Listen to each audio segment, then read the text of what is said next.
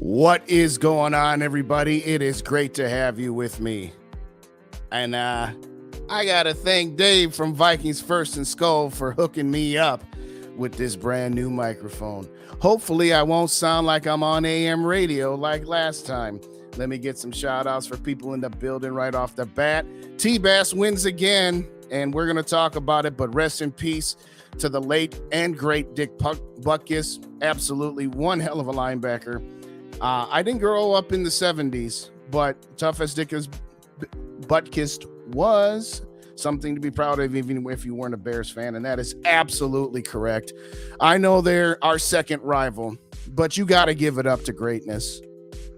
And Dick Butkus personifies greatness, particularly at the linebacker position. We got my worthless opinion, the single greatest YouTube, Facebook, Twitter, MySpace handle of all time, because your opinion is rarely worthless, at least on my show. We got the OG, the McAndrews, in the building. What's going on, McAndrews? Good to see you. We got Dave Thibodeau in the building, or is it Thibodeau? I don't know, but he's in the building nonetheless, ladies and gentlemen. And we got a new Overlord Rex, the big man himself. How you doing today, buddy? I'm good. I don't recognize the handle, so you're going to have to tell me what the handle was before you got here. But in all seriousness, everybody shout out Overlord. Thank you so kindly, everybody, for joining me. We got Sodak Kid in the building. What's going on? Good to see you. We got my guy Dave from Vikings First and SKOL. This guy right here got me this right here. So thank you kindly. Good sir. We got Mateo in the building. What's going on, Mateo? Let's go Bears so they don't get one of the top quarterbacks. Mateo, you are right. You are absolutely right. We want them to win like 5 or 6 games. No more than that. I predicted the Packers to get 6. Keep them out of the Caleb Williams derby. We got David Ditter in the building. That makes 3 Davids already. I'm not even 3 minutes into the show, but that's all right. Ditter, good to see you. Good to see you as always. All right, let's cut the music and get to a little something that we always come here for, ladies and gentlemen. As I shout out all the members of the people in the building that came to see me tonight, Thursday night, getting ready for this game against Kansas City. We also got to shout out a few other people who made tonight possible. And I'm talking about you know who, the active and veteran members of our military who sacrifices, and you know what, military families too. I'm going to add them to the list. So shout out to the active veterans and family members of our military who in one way or another gave us our freedoms. Freedom to sit here on YouTube talking about the Vikings. Freedom to live our lives the way we see fit.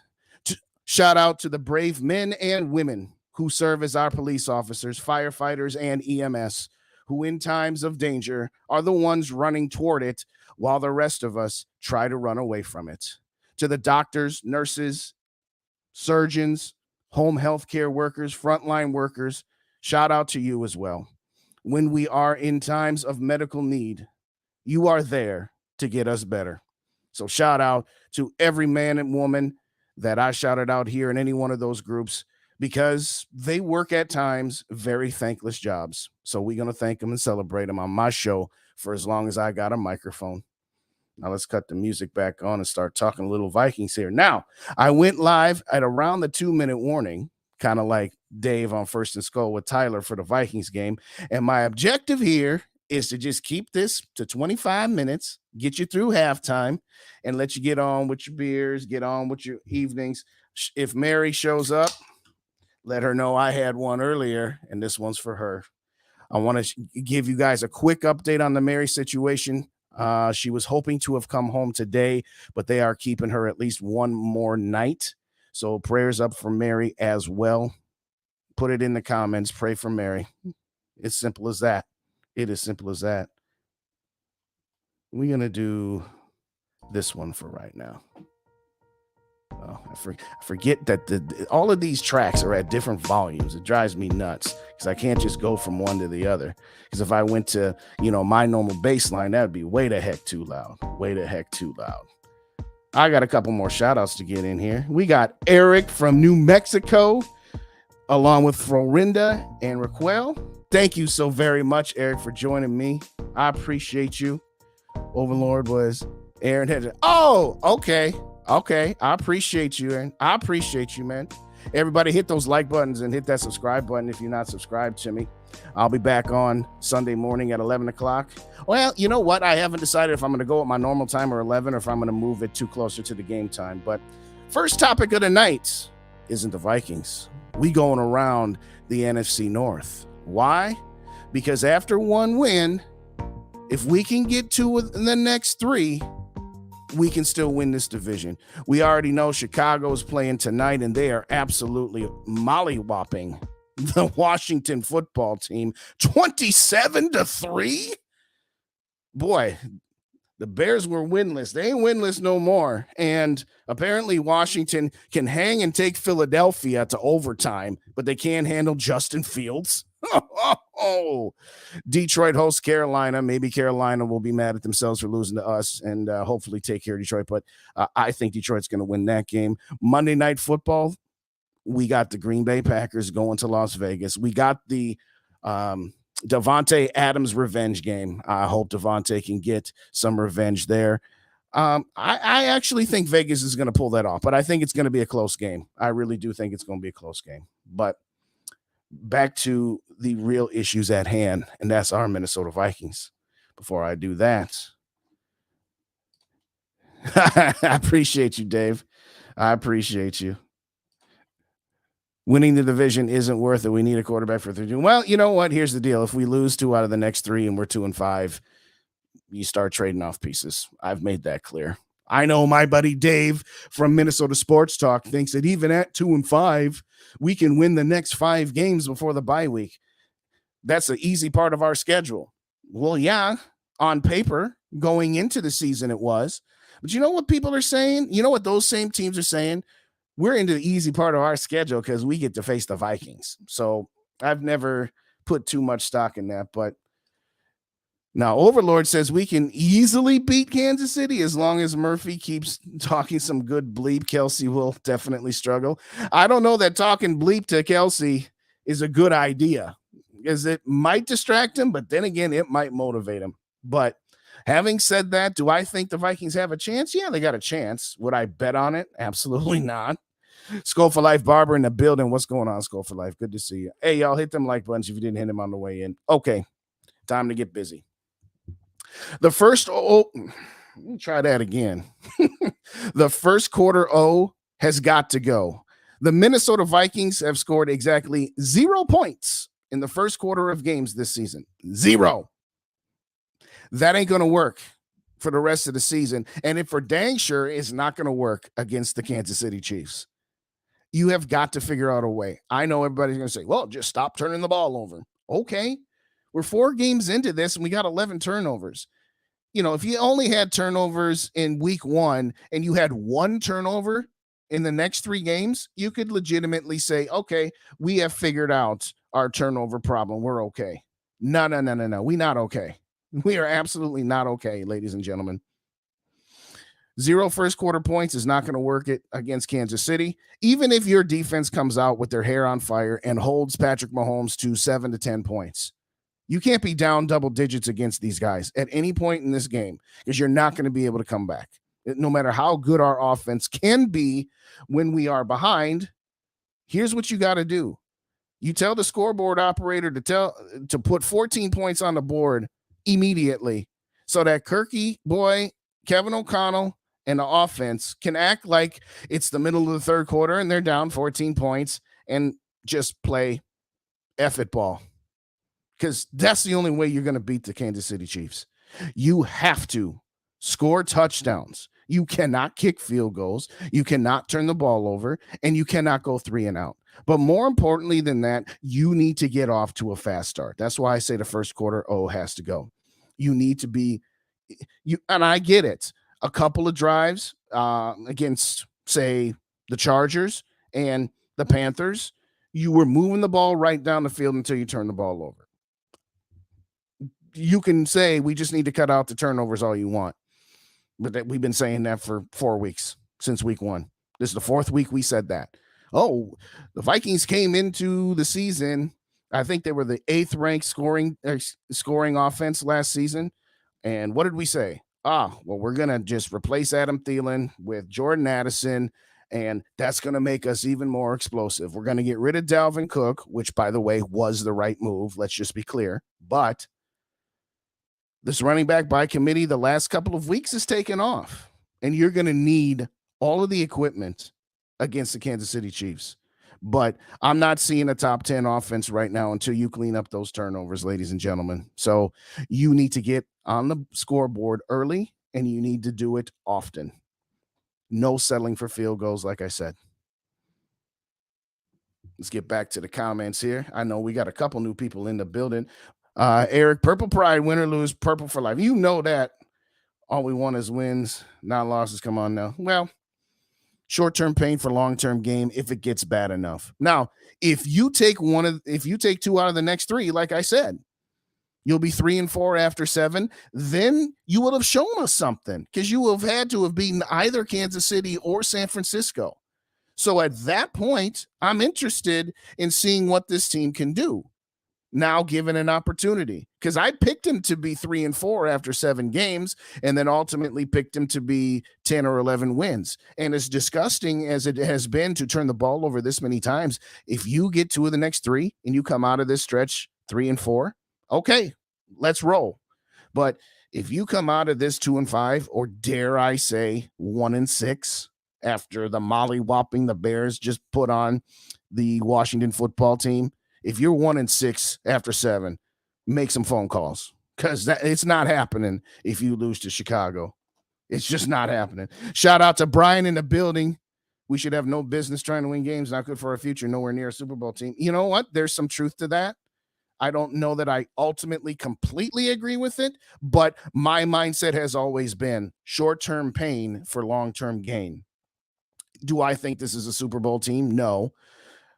Would I rather, if you got into the playoffs and you got to the NFC Championship game and lost, I would say that's a successful season and then it was worth it. But if you win your garbage division and you lose in a wild card round again, no, it wouldn't be worth it at that point. Shout out to I Want to Mock Bob Sweet, SKOL Twins. Yes, SKOL to the Twins as well, with the 2-game sweep against Toronto. And we got the first step in the Texas 2-step with the Houston Astros this Saturday. It's going to be a great weekend for Minnesota sports.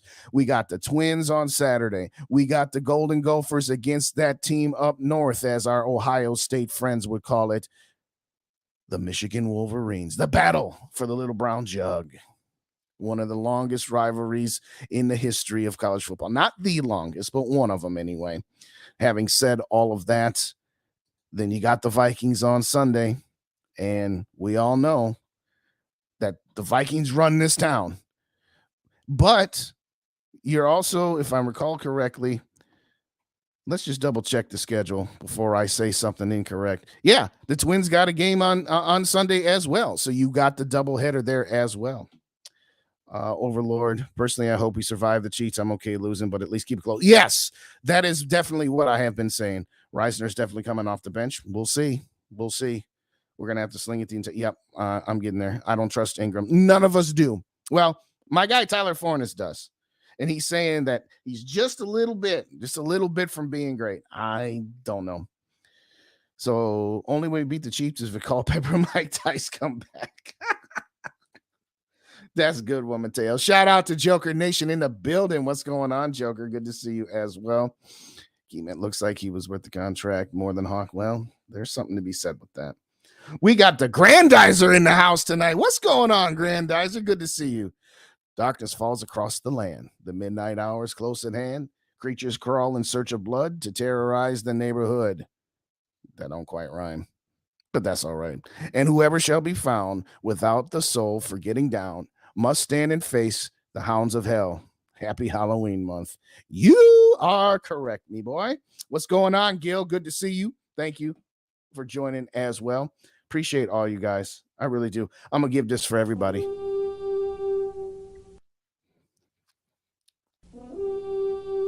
There we go. The double horn here. So, all right, let's get back into the business here. I got to cut this one way down just so that it's a touch in the background. Just a touch. It's only a matter of time. What kind of time? Time of possession. The Vikings are tied for 31st, almost dead last. Dead last in the NFL after 4 games in time of possession. Now, we can talk about what the offense needs to do. We can talk about what the defense needs to do. But ultimately, what the offense needs to do is keep Patrick Mahomes on the bench.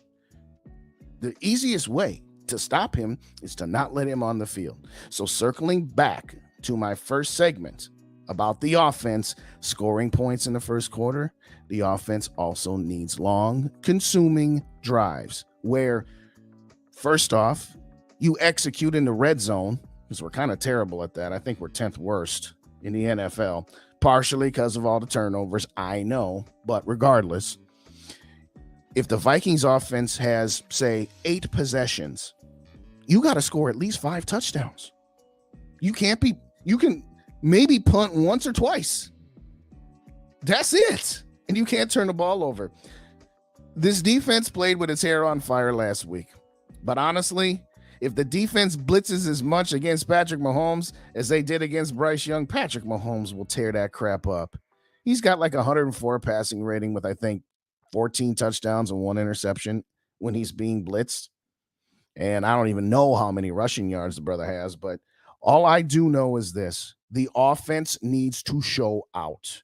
The offense needs to go on long time consuming drives, and it needs to end in touchdowns. Yes, if you're tied and you're about to kick a game-winning field goal as time expires, that's the only time I want to see a field goal, or at the end of the first half, and you just didn't have any more time. That's the only time I want to see Greg Joseph lining up for field goals. That's it. Because field goals ain't beating Kansas City. I know they only scored 23 points against the Jets last week. The Jets defense, just a little better than ours. A little better than ours. Our defense does not have a Quinnen Williams. It does not have a Sauce Gardner. I mean, I like Byron Murphy Jr. I do, but he ain't no Sauce Gardner. And the rest of the defensive line, yeah, Davenport finally showed out last week. I can't use the nickname I had given him before because he showed out last week. And yeah, if you can get pressure on the outside from both of your defensive ends and you can contain Patrick Mahomes with the tackles, then you have a shot. But guess what? If you start bringing blitzes, again, that's less people in the secondary. And Mahomes can sidestep, he can move, he can throw on the run. So my guy Dave from Minnesota Sports Talk on Twitter, I saw today, should we blitz Mahomes or not? And I'm like, no. Because, again, he's going to nullify that blitz. You saw what Justin Herbert did to our blitz. And Patrick Mahomes better than Justin Herbert. Also better against the blitz than Justin Herbert. So I say no. And if you do, it's got to be like once or twice, and it's got to be strategic, and it's got to be one of those, he didn't see it coming. He didn't see it coming. So with that being said, you got to win the time of possession battle. There'd be times where the Vikings have like 21 minutes of time of possession and the other team have 39, where they're basically doubling you up. You can't do that to your defense. Your defense is what it is. We were hoping to improve from the 31st ranked defense, and I said to about 22 to 24 would be a reasonable expectation. An unreasonable expectation was, let's just get to average around 16. I'm like, Brian Flores is a good coach, but he's still working with the same materials that O.L. Donishow was to a certain extent, minus Eric Hendricks and Patrick Peterson. And he was working with the same materials that Zimmer was his last year. So, yeah, we always talk about Kirk having multiple offensive coordinators and that this was going to be different because he's got the same coordinator for the second year in a row. But with all that being said, defensively, they are what they are. If they force a turnover and they force Kansas City to punt 3 times, that's all you can ask of them. You can't ask them to hold the Kansas City Chiefs to 23 points, even in your own building. You just can't. So I'll just leave it at that for now. Win the time of possession battle, and you have a shot of winning this game. But offensively, like I said, you have to score touchdowns on more than half your possessions. Like I said, if you get 8, you got to get 5. If you get 9, you got to get 5. If you get 10, you got to get 6. Because if you have 10 possessions on offense, that means the other team's scoring a lot. A lot. And you can't expect your defense to give up 6 points the way it did last week. Just a step up in competition, if you ask me. Let's get on back to the comments here. Well, before I do that, let's see if we can find a little something to. No, that one's terrible. Where's the other one? Here it is. Here it is. Just a little something to mellow me out a little bit. I think I saw at least one new person in the building, if not two. How the Bears looking right now, Gil? Let's take a look real quick. 27-3 at halftime. They are just absolutely mollywopping the Washington football team. How does that same football team take Philadelphia to overtime and lay an egg at home against the Bears? I get it. The Bears are going to be inspired by my next topic, but still. Too evil to hope is in the building. I appreciate the sign, gay date. That's why I love you, Too Evil. The gift that keeps on giving. The bit will never die. Hit us with the Thriller dance. Yeah, I wish. There'll be a little copyright violation and be like, hey, nah. I have a bad feeling this is going to be like Dallas last year. I hear a lot of our fans have sold their tickets for the game. Well, see, if I had tickets, I wouldn't sell them because I would like to see Patrick Mahomes. This is the first time Patrick Mahomes has played in Minnesota. We played the Chiefs 4 years ago, and he was injured, and we lost to his backup quarterback. Think about that. But Frozen North is in the building. Frozen, good to see you, man. Good to see you. I appreciate you, man. Only way the Vikings can keep the home on the bench with come on. Well, Frozen North agrees with you.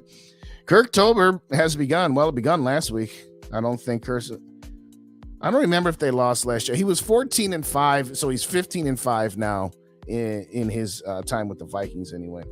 I know one thing, funny team wins when Kirk plays like crap. Yeah, you're right.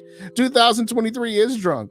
Kirk played very, very well, was the leader in passing yards and the top 5 in every meaningful category, and they were 0-3. Kirk has a dud for 134, and somehow, well, again, they won because it's Carolina. The Vikings defense played the same game, plus some blitzes. They finally got home, and Carolina wasn't able to take advantage of the Vikings' mistakes as well as Philly and the Chargers and the Tampa Bay Buccaneers. But Byron Murphy isn't better than the second-round corner of the Jets. All we have is Byron Murphy's all right. He's a little bit better than that. He's a little bit better than that, Mateo. All we have is Hunter Harrison. Ivan Pace is going to feast. I hope so. They asked him in the media, I think it was Tuesday, hey, are you going to spy Mahomes? Well, first off, he's not going to answer that and tell Kansas City and what he's planning on doing. I don't know why you would ask that question. Hey, Justin Jefferson, are you going to run deep against the Kansas City Chiefs? Come on. Let's just keep it real here, ladies and gentlemen. But I do think Ivan Pace is pretty much going to watch Patrick Mahomes and spy him. Yes, I do. Or most of the time. But you're right. And you know what, though, Overlord? I would say add Marcus Davenport. Add Marcus Davenport to that list. And you know what I like most about Marcus Davenport when he is healthy and available is he puts DJ Wonnum in the third position of defensive ends / outside linebacking pass rusher. Let's just call him edge rusher, so to speak. DJ Wonnum as a number 2 edge rusher? No, he ain't got it. That's why I doubted him. But when you have him as your number, let me put it to you this way. Brian Robeson was a great number 3 edge rusher. And at that time, we were playing a 4-3, right? So when he first got drafted, he had Jared Allen and Ray Edwards as the starters. And Brian Robeson would come in on third down. And sometimes he would play outside and they'd kick one of those guys inside. And sometimes Brian Robeson played defensive tackle because you had 3 ends on the field. That was the role for Brian Robeson. And after Jared Allen left, before Everson Griffin was ready, he played 2 years as starter, and he was just mediocre at best. But once Everson and Daniil Hunter got up to speed, Brian Robeson went back to being the number 3 edge rusher. And that's what his role was, and that's what he was good at. Kind of like KJ Osborne, trying to make him a number 2, it just don't work. as far as I'm concerned. I've already made my stance clear that Jordan Addison should be the number 2 wide receiver and get more snaps than KJ Osborne. But again, KJ Osborne is a very good number 3, but he's a mediocre number 2. So again, I like DJ Wanham as the number 3 edge rusher. I like him in that role. Cine is on blitz. I hope so. I hope they do something with Lewis Cine. Send him every other play. I don't care because he ain't doing anything else for right now anyway. Mateo says our defense will always be terrible. Why? Because the Kirk missed a 3 and out his whole career. Well, that's what I was saying when I said time of possession. You know what? I think I forgot to say it, as a matter of fact. So thank you, Mateo, for bringing that up. The other thing you have to do is you cannot go 3 and out. You cannot go 3 and out against the Kansas City Chiefs. You know what? 3 and outs are almost, they are next. 3 and outs are next of kin to turnovers. Yes, you're going to punt the ball and theoretically gain on field position. But a 3 and out is almost a turnover. You have to have 0 3 and outs. 0. Just like you got to have 0 turnovers. You get 3 and out even 2 times and give the Chiefs extra possessions, you're forcing your defense to get a 3 and out against Patrick Mahomes just to get even. So we'll see. Too Evil says, as long as, okay, we're not talking about that, Too Evil. Come on, dude. Bob, I'd rather see Jay Ward. You know what? I hope Jay Ward gets some time. You're right. Screw it. We get Patrick Mahomes. What? How did we get on to felonies tonight, ladies and gentlemen? How did that get into my chat? Everybody talking felony this, felony that. All right, I'm going to wrap it here pretty quick because I know the halftime is over. But before I do that, how about Noah's in the building? What's going on? Vikings near the bottom in time possession and turnover ratio. Yeah, I said that. You're absolutely right. Two-Tone Tony's in the building. What's going on, man? I'm just chilling. Joker with the iced tea. I'm kind of mad at Rap for going with that. I'm kind of mad at it. It's like that's another bit. Just like Two Evil's bits don't die. That's another bit that won't die. Justin didn't share that he's giving away game warranty. Get out of here. Y'all crazy. You are all crazy. Gil says I'm rooting for Fields all day. Yeah, again, we talked about that. We want to make sure that Chicago's bad, but not too bad. We want to make sure Chicago and Green Bay each win 5 or 6 games to keep them out of the Caleb Williams. Is Taylor going to be at the Bills? Is Taylor going to be at the game? I don't know, and I don't care. I do not know, and I don't care. It's fine if her and Travis are dating or if they're just friends or friends with benefits, whatever the hell, I don't care. And I need to, I'm going to say it like this. We need to stop talking about how women are all of a sudden interested in football because of Taylor Swift, because that's an insult to the women who are sports fans and football fans. Let's not say that women are only interested in the NFL right now because of Taylor Swift. Are there more women interested and young girls interested? Yes, and that's okay. But let's not talk about how all of a sudden females are interested as if there weren't females interested in the NFL before good old Taylor Swift. Justin used to spread the love, otherwise viewers just come on. You're funny, Too Evil. They got Smith near the line once. Yeah, exactly. Which is what he did with the Zim Reapers. Why they waited this long, I don't know. Well, I'm going to say it like this. They definitely unleashed the defense because they knew they were playing a rookie quarterback who wasn't going to know how to handle it. And maybe Flores felt that he couldn't do that as much against Justin Herbert, against Jalen Hurts, and to a certain extent against Baker Mayfield. Because we know, the Philadelphia game plan was we're not letting Hurts beat us through the air and we're not letting him beat us on the ground. So maybe that has something to do with it. I don't know. But you're right, Joker Nation. Patrick Jones is disappointing right now.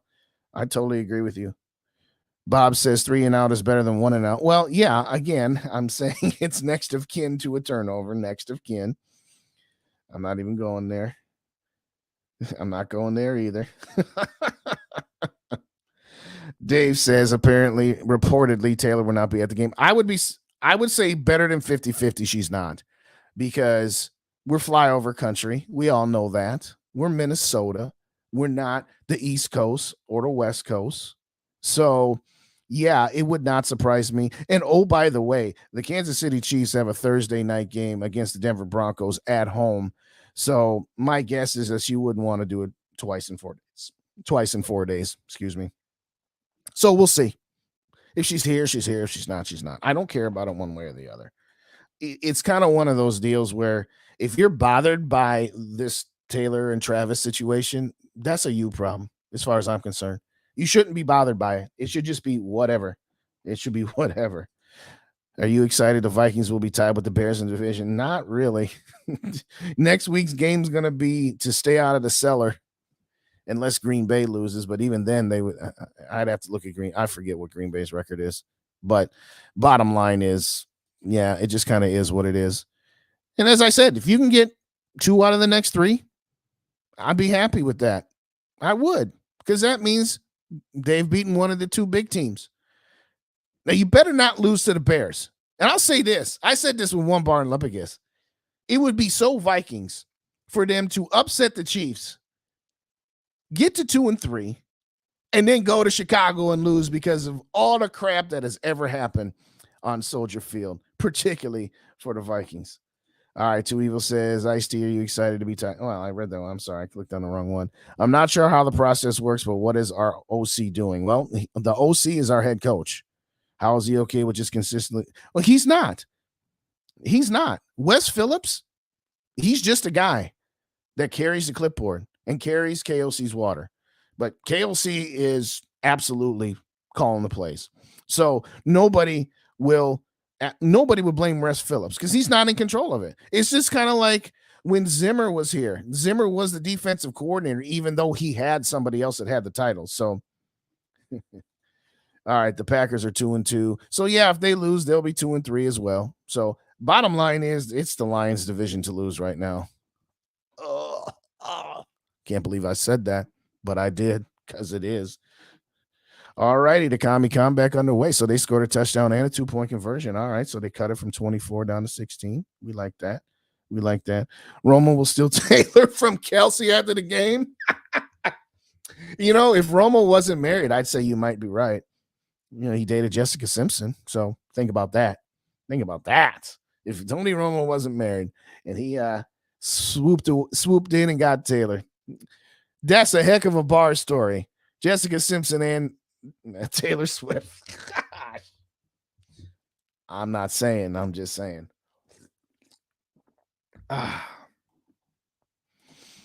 Hate to say it, but you missed Kevin Stefanski. Maybe. I don't think if he had stayed on as a head coach, he would have been as good. There are some guys that are meant to be coordinators. Brad Childress was a decent offensive coordinator. Now, he had Andy Reid holding his hand the whole time, but he was a decent coordinator. I'll say the same thing about Mike Zimmer. He was a decent coordinator, but when he got to be the CEO of the team, he didn't know how to handle the offense. As a defensive coordinator, you don't have to do that.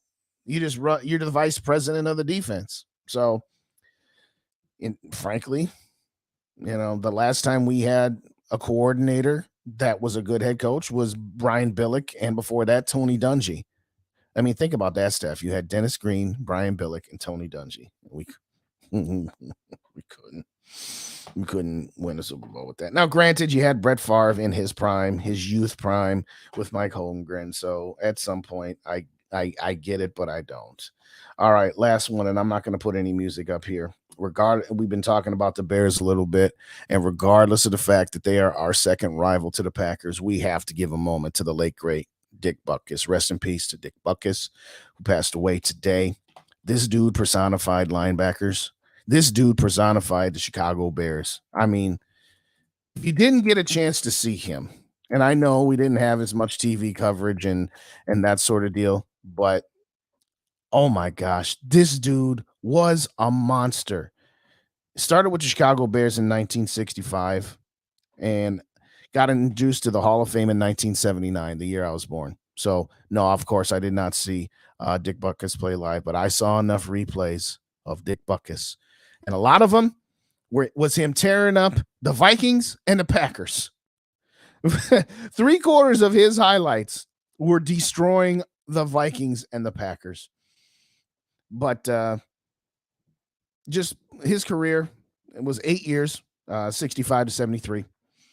I knew it was 65. I couldn't remember the 73, so I had to look it up here. But with all that being said, I know we have our rivalries, but when we're talking about real life, we're talking about somebody passing away, somebody as legendary as Dick Butkus.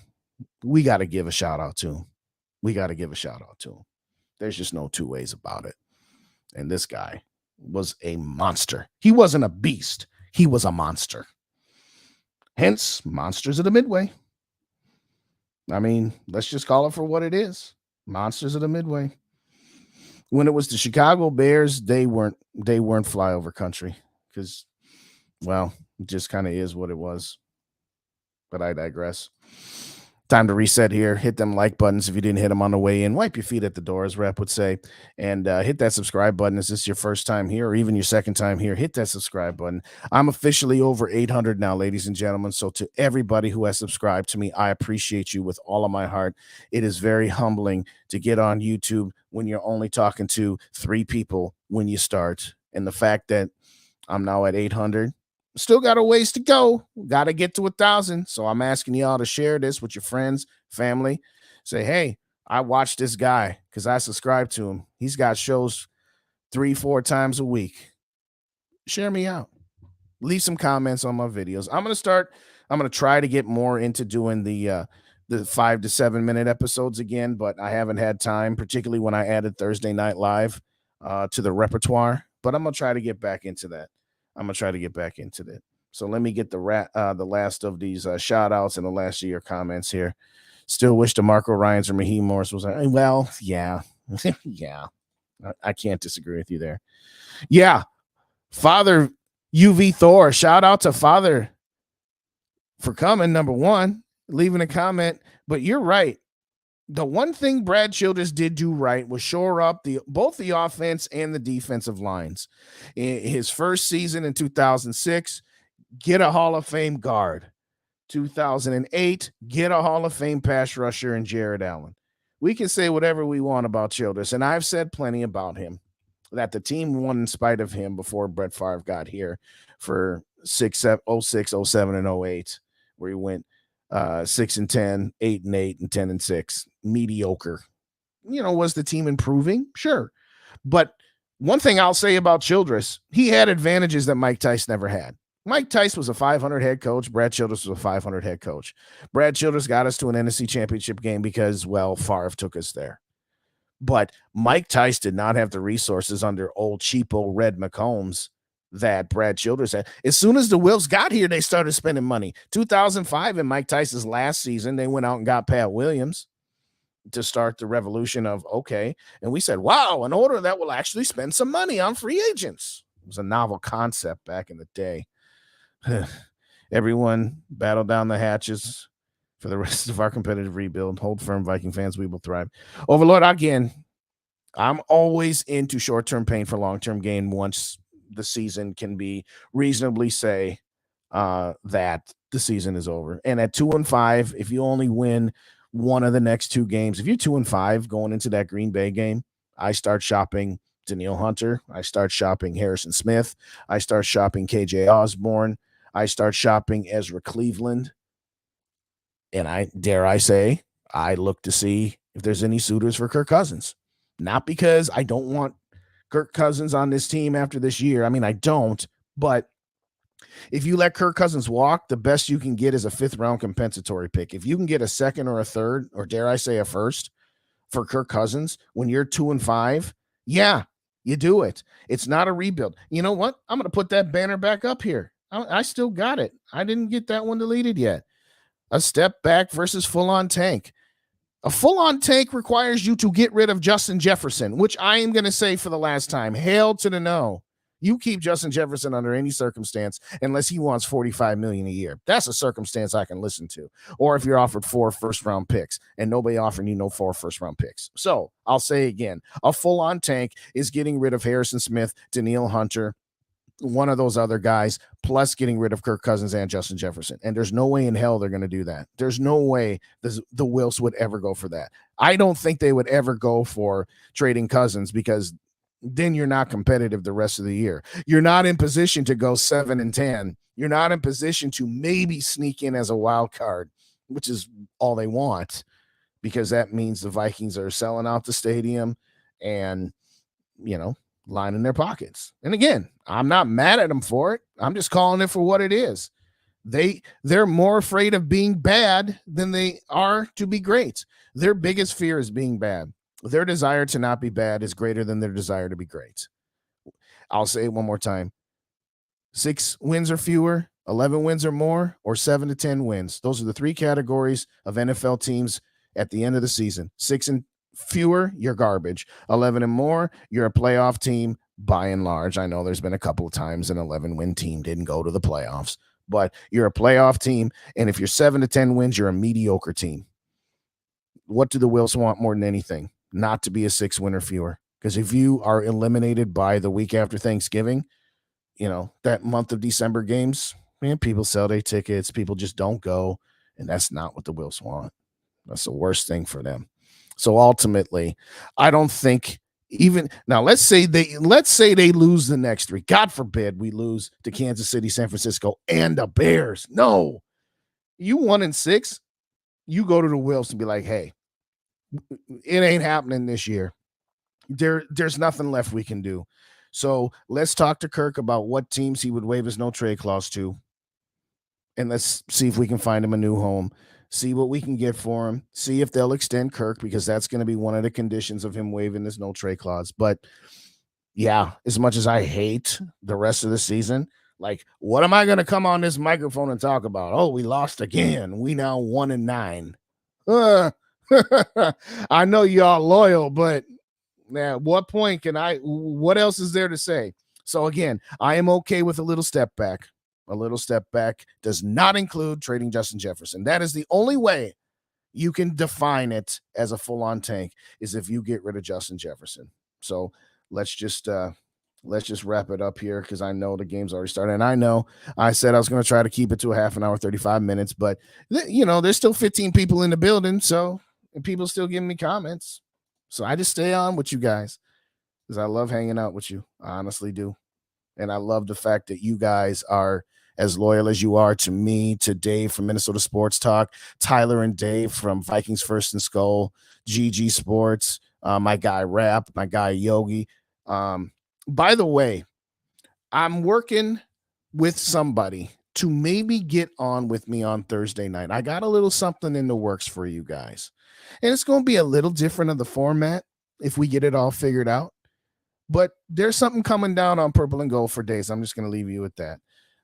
Too Evil. Did you know Fran Tarkenton and Warren Moon are top 5 in passing yards without Super? Yeah, unfortunately, I'm aware of that. We got some rest in peace to Dick here, so I won't put all of those up here. That name alone, Dick Butkus. Yes, that's a football name. If there was ever a football name, Dick Butkus. Unbelievable.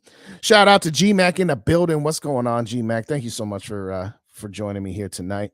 I appreciate you, Greg, as always. If y'all could hit them like buttons, and if you don't subscribe, hit me up. Next goal is 1,000. Share with friends and enemies. You are correct, sir. You are correct. Too Evil, I don't know where you're going with this, but I'm moving on from it. Don't forget 12 men in the huddle. Yeah, I'm trying to forget it, Bob. I'm trying to forget it. No.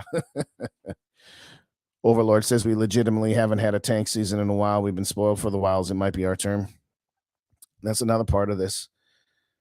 Why are teams and why are some of our fans so afraid to give up mediocrity? This team is mediocre at best. This team might sneak in as a wild card. I don't want to hear about how open the NFC is, and I don't want to hear about how weak the NFC North is, because you get to the playoffs, you losing in the first round. That doesn't mean I want them to be bad, but I'm willing to accept one bad season and maybe another maybe 2 bad seasons, whatever it takes to get out of mediocrity. Mediocre is the worst place to be. Of course you want to be an 11 win or more team. Of course you do. But a 6 win or fewer team is better than a 7 and 10 team. And you know what? Yes, there was one example in 56 Super Bowls where a 9-win team went on to win the Super Bowl. So it can happen. What's wrong with me hoping for that to happen? Nothing's wrong with it. You're just going to be sorely disappointed. What's wrong with me saying, I want this to be the last year of Kirk and I want a cheaper alternative at cornerback, and What's wrong with me wanting to get one of the higher ones? Oh, Justin Jefferson might leave because he won't be happy playing with a rookie quarterback. You know what I say to that? You go to Justin Jefferson, you say, hey, we've gone as far as we can with Kirk. We've gone as far as we can. We got to get you a new contract. We just gave TJ a new contract. If we bring back Kirk Cousins, we don't have any money to fix the rest of this team so that we can be not just a playoff team, but actually a Super Bowl contender. So we got to bring a young quarterback in here. And you, TJ, and Jordan are going to make it easier. So here's the alternatives. We're going to have 1 to 2 slow years. You still going to get your yards because that's how good you are. TJ's going to get his. There will be some growing pains, but as I've said, short-term pain for long-term gain. Then you have money that you can spend in free agency to, I don't know, bolster the defense. And, oh, by the way, if you get a mobile quarterback, you might be able to bolster your offensive line a little bit more easily. You know, I've always said that, you know, guys like Peyton Manning and Drew Brees and Tom Brady, they made their offensive lines better. They did because they knew how to sidestep or get rid of the ball quick, unlike the guy we got. Kirk Cousins is a guy that makes his offensive line look worse. Pro Football Focus and ESPN have the Vikings rated as a top 5 offensive line. Yet, once or twice a game, they get through and they get to Kirk. But you know what? Kirk has had more clean pockets than the Kirk stands want to admit. He's had clean pockets and didn't take advantage of them this year. But I digress. Kirk won't go until he has to. He likes it in Minnesota. Well, that's true. That's true. And that's his right. He negotiated that. I don't begrudge him for that. I do not begrudge him that at all. Fun fact, Eric Bieniemy was the running back. Well, yeah. Some want to blame Childress. Some want to blame Tahi himself. Some want to blame Eric Bieniemy. I still put more of that on Childress because he's the head coach. You just got a first down from Chester Taylor. You ran on first down, got 2 yards with Adrian Peterson. You ran again with Chester Taylor, got 2 more yards, and you called a timeout right after that play to set up your third down play. That's where you just get everybody together and say, everybody shut up. I'm the head coach. I'm going to say what's going on right now. Everybody else shut up. We are not finna screw this up. Well, Brad Childress had chaos on his sideline. So we can say that Eric Bieniemy was the one who sent out the 12th man. We can also blame Brett Favre because a quarterback on every play is supposed to count how many teammates he has and stay back 5 yards so that he's not in the huddle, so that he can yell at somebody, get the hell off the field. We got 12 guys out here. You get off the field now. He would have sent Tahi back. Maybe he sends Shanko back. But that was a colossal screw up by Favre, by Childress, by Bieniemy, whatever. I'm not even putting these next couple of comments up because we're not just going for that. Bob and Too Evil, are you guys sitting next to each other at a bar? Jefferson, Addison, Hawk, both tackles. Everyone else can go. Yeah, Father, I'm totally with you. And I said that on my show on Monday, and I said it last week. I think I've said it about a dozen times. Jefferson, Addison, Hawkinson, the tackles. I'll keep Byron Murphy. I'll keep Josh Metellus, Cam Bynum, and Ivan Pace. Those are the only 4 guys on defense I keep. Again, if you're 2-5 or 1-6 going into that Green Bay game, you should be shopping Danielle Hunter. Because here's the thing. After the San Francisco game, we got 1 week to Green Bay. And 2 days after that, the Tuesday after the Green Bay game is when the trade deadline is. So if you're 2-5 or 1-6, you need to start making the calls a week ahead of time. See what you can get. See what the hell you can get for Danielle Hunter and Harrison Smith. Harrison Smith would probably only get you a 5th-round pick, but it's better than nothing. Same people who want to yell at Kwesi for getting nothing for Dalvin Cook when he had an offer on the table shouldn't be upset with me during a garbage season if that's what it ends up being. If you don't win 2 out of the next 3 games, you shouldn't be irritated by saying, let's get something for Danielle Hunter. Let's get something for Harrison Smith. Let's get something for KJ Osborne. Y'all the same people that was yelling at Kwesi for not getting anything for Dalvin Cook. Justin, I can keep plenty of mediocre quarterbacks have won Super Bowls. The problem is we paid for him. He received a key.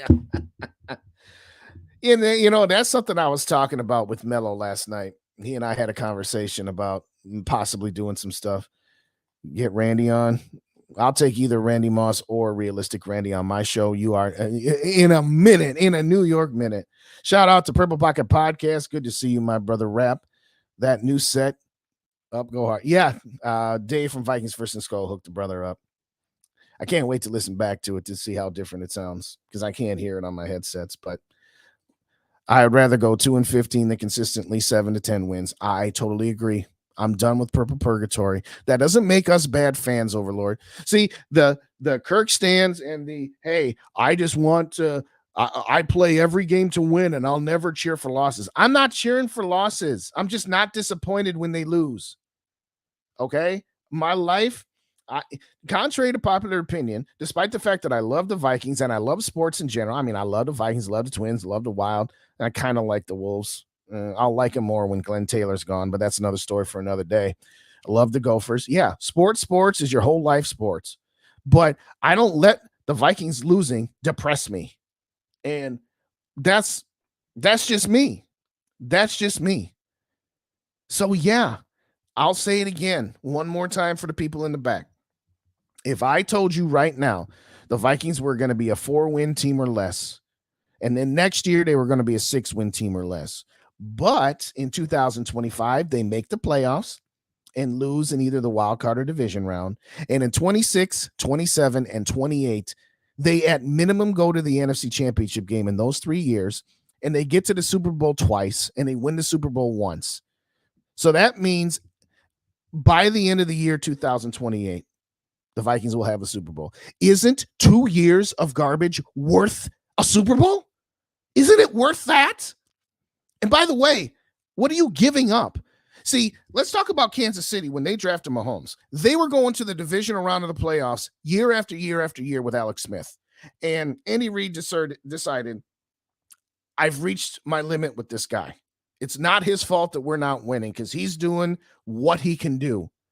But I'm not getting any further with this team. They took a chance on Patrick Mahomes. And if Patrick Mahomes had bombed out and the Chiefs got bad, you could say, oh, we had a team going to the division round of the playoffs every year and occasionally an AFC Championship game, and we took a risk. You're risking way more in that scenario than risking a mediocre team that once every 8 to 10 years gets to a conference championship game. I'll say it again. I was born in 79. So I saw 87, the loss to the Washington football team on a drop pass by Darren Nelson to tie the score up on the last play of regulation. I, of course, saw 98. I was in the building in 98, ladies and gentlemen. I could tell you that story another time. Then there's 2000, and then there's 2009, 2017. So we've been to the NFC Championship game 5 times in my lifetime. And I'm 44 years old. So do the math. You know, a couple of years ago, it was once every 10 years, but whatever. That's fine. Or once every 8 to 10. Once every 8 to 10 years, we get to the NFC Championship game. You should not be content with that. You should be willing to sacrifice a year or two for the sake of clearing out your salary cap books with all these void years and all this dead money, getting rid of older players, getting higher draft picks. And I know the come back to that the Kirk stands will say, well, you want to trust Kwesi to do drafting our new quarterback? Dude, if we had the number 1 pick, you take Caleb Williams. It don't matter who the GM is. It don't matter. Oh, well, Kwesi would probably trade the number 1 pick down. No, he ain't that crazy. He's not. If he had a chance to put Caleb Williams with Jefferson, Addison, and Hawkinson with 2 good tackles, he'd be a damn fool. He'd be acting a fool. No, not even Kwesi would pass up on Caleb Williams, period. I'm just saying, you want to continue to try to win 7 games this year and be picking at 15? Oh, well, then we can trade up. You got to find a trade partner that's willing to trade up. Number 1. Number 2, in order to trade up, you have to give up some of your other draft assets that could be used to bolster this team. I don't want to trade up. I want to be in position where I can take a guy at somewhere between the 1st and 5th pick, because then I got the 1st and 5th pick in the 2nd round, the 3rd round, and every other round. See, there's only 10 spots difference between 5 and 15. No, it's 10 spots in every round. So that's 70 total spots. People don't want to say that. But anyway, Greg says JJ ain't stupid. Say, dude, we're gonna get young guy to sling it to you. Yes, I know JJ likes Kirk Cousins. He does. I'm not saying he hates Kirk Cousins. He absolutely likes Kirk Cousins, and he loves the stats that he got. But he hates the fact that he's been to the playoffs once. And again, oh well, if you trade Kirk, that's a bad message to JJ. No, it's not. It's a message to JJ to say, hey, I know we're mediocre and we're never going to win a Super Bowl with what we got, and we got to take drastic steps, and we want you to be the centerpiece of it. And he's smart enough to say, oh, yeah. Let me tell you, I'm not comparing JJ to Michael Jordan just yet. If JJ continues on his track, he will be. I know I'm way over. I don't care anymore. I'm still, I got to get this off my chest. Michael Jordan went to the playoffs every year, and he kept getting bounced. He got bounced by a great Celtic team, first of all. Then he got bounced by Detroit for forever. I think 3 times. And Phil Collins was the coach of the Bulls. And Phil Collins was just like, Michael, you do whatever the hell you want. Everybody, get Michael the ball. And everybody else, get out of his way. And they couldn't get past Detroit. Phil Jackson comes in, so to speak. He gets promoted. And the first year of Phil Jackson was 1990. And they took Detroit to 7 games but lost. And the story is, and again, this is coming from Trent Tucker, who is a really good friend of Michael Jordan, by the way, part of the 93 championship, the third one they won. He's told this story on air many times. And Phil Jackson, after 1990, after losing to the Pistons for the third time in a row, went up to Michael and said, Michael, we can't do it Phil Collins' way. You've seen what happens. You lead the league in scoring. You're the best defensive player, but we keep losing. Why? Because you don't trust your teammates. You trust Scottie Pippen, but that's it. You don't trust BJ. You don't trust John Paxson. You don't trust Horace Grant enough. So you're going to have to facilitate and get your other teammates involved. That's what Magic Johnson and Larry Bird were great at. Magic Johnson and Larry Bird, if they needed to, they could score as many points, well, almost as many points as Jordan. Not quite as many. But that's not who they were. They were pass-first guys. Let me get my teammates involved so that the defense can't just focus on me. So in 1991, when Phil Jackson had this meeting with Michael hated that idea. And Phil said, what do you want more, to be the scoring champion or to be an NBA champion? And Michael thought about it for a minute and a half and said, fine, bleep it. We'll do it your way. They won the next 3 NBA titles. Justin Jefferson, he knows he's gone as far as he can with Kirk. And he knows it'll probably suck for a year or 2. But that's the only way you're going to get out of this mess. That's the only way you're going to get out of it. Anybody dumb enough to think JJ would leave? Because, yes, I totally agree. So was it Favre's fault? To a certain extent, he's number 3 on the list. Chili's number 1.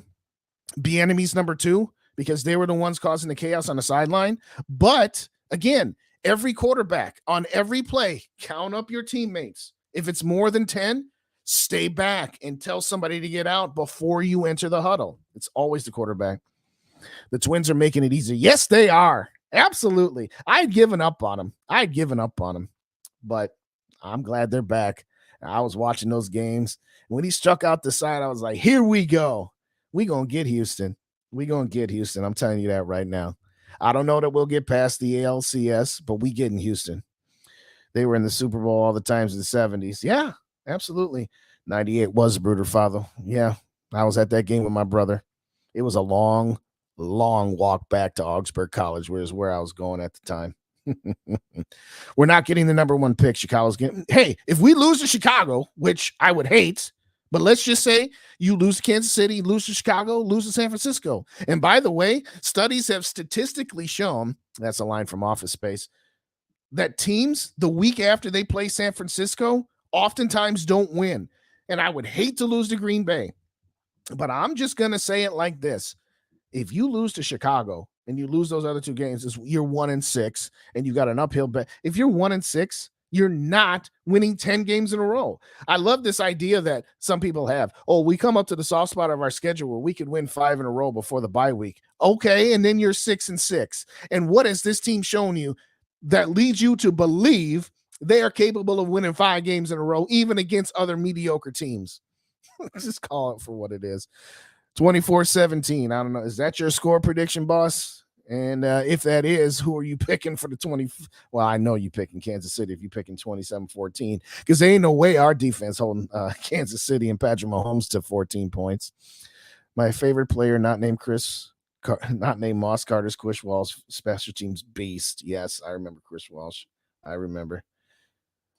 Yes, 3 touchdowns in the first half for Justin Fields. I've said it a million times. I think there's more to Justin Fields than what Chicago's gotten out of him. I really do. Now we'll see.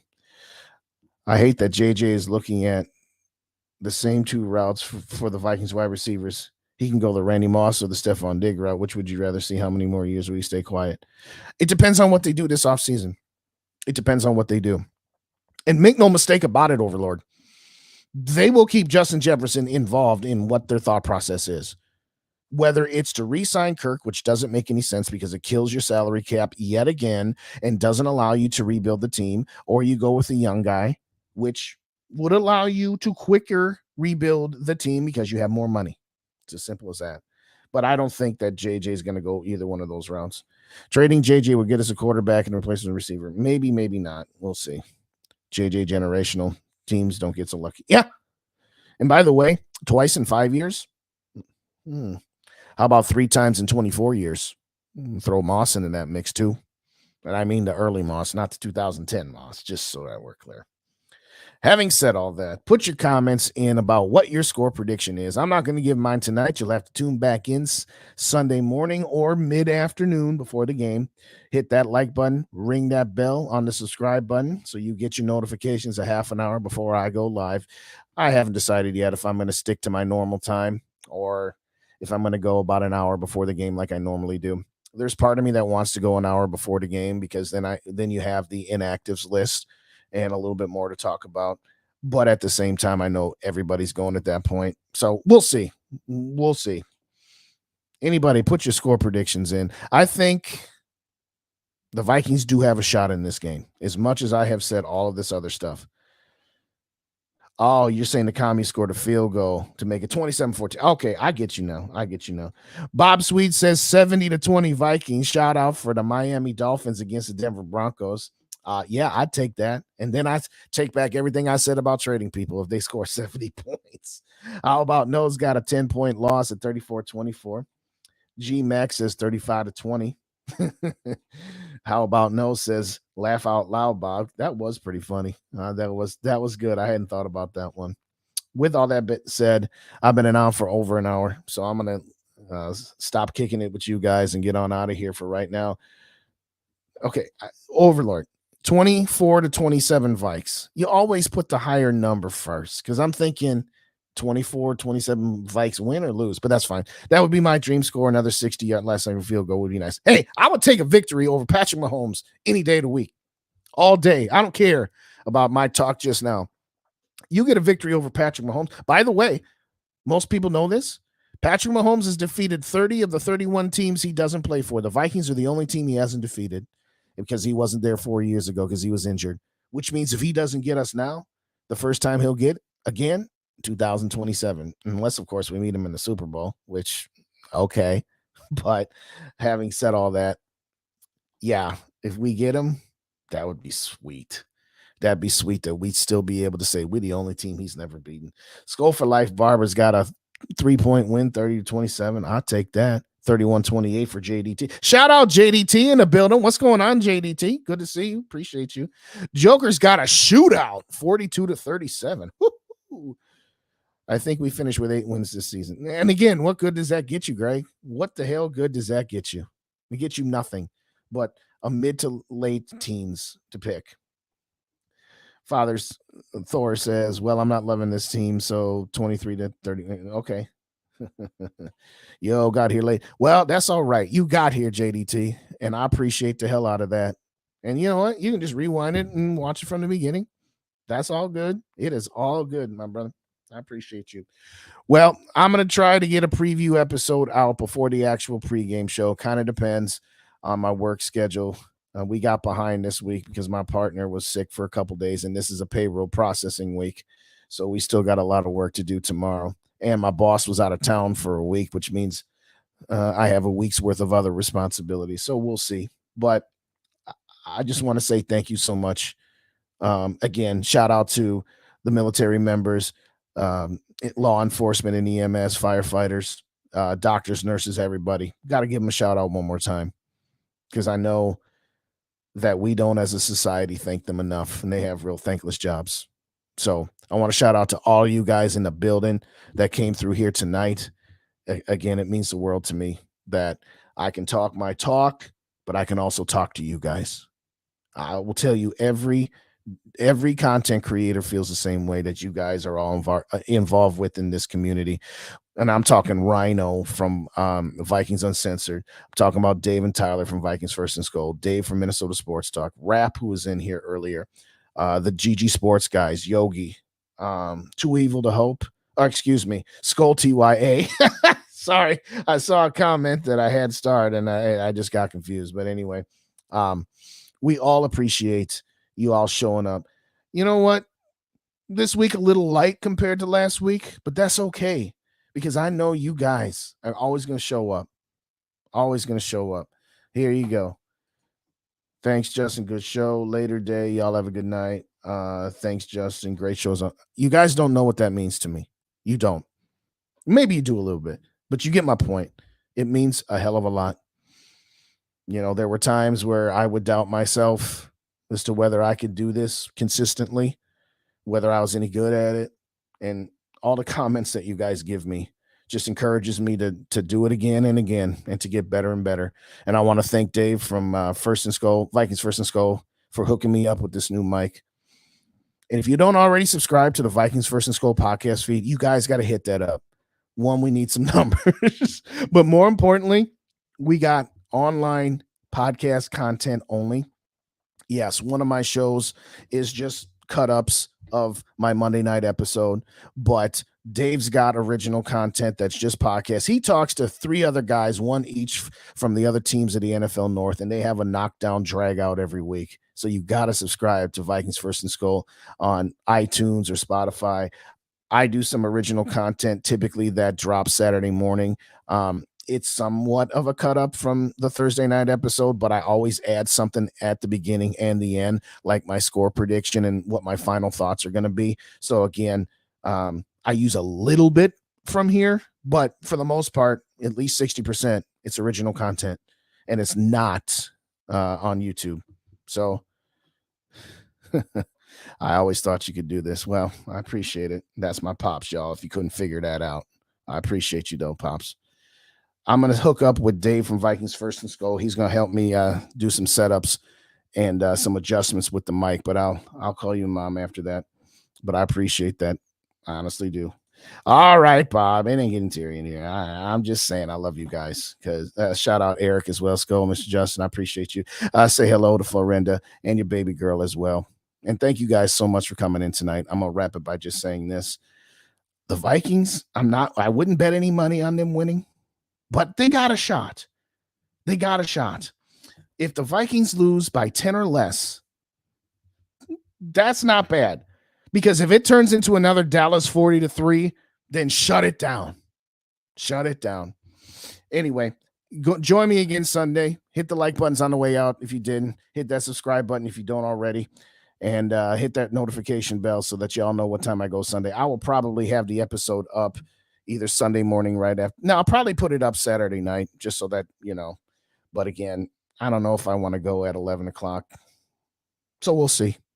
Thank you kindly again for joining me. And as always, wrong way. And I get the mic out. You know, we going the wrong way because the mic in the way. SKOL to the next episode. SKOL Vikings. Let's win this game and keep our season alive for at least one more week.